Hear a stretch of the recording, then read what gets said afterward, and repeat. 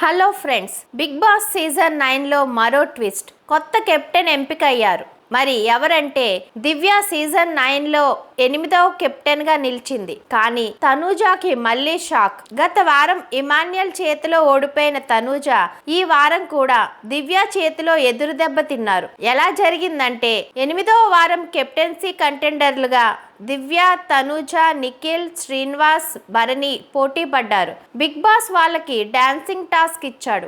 ఒక్కొక్కరిని తీసేస్తూ చివరికి తనూజ మరియు దివ్య మిగిలారు. ఇప్పుడు హౌస్ మేట్స్ సపోర్ట్ ప్రకారం నిర్ణయం. తనూజాకి రీతు, డిమాన్, కళ్యాణ్, మాధురి కేవలం 4గురే సపోర్ట్ చేశారు. కానీ దివ్యకు ఇమాన్యుయల్, సుమన్, సంజన, గౌరవ్, శ్రీనివాస్ అందరూ మద్దతిచ్చారు. ముఖ్యంగా బర్నీ సపోర్ట్ దివ్యకే వెళ్ళింది. బర్నీ రీఎంట్రీ తర్వాత తనూజ పార్టీ మార్చింది.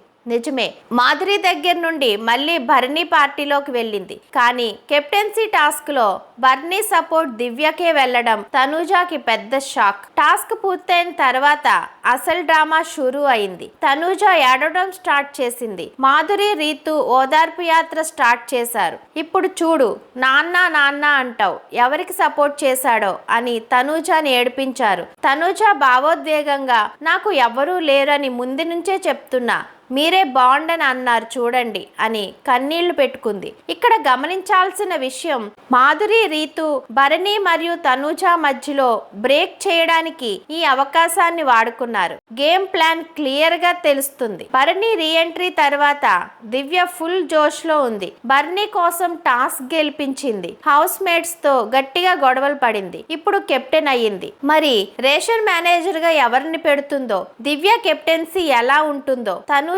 భరణి బాండ్ బ్రేక్ అవుతుందా? Stay tune. Boss talkies Telugu.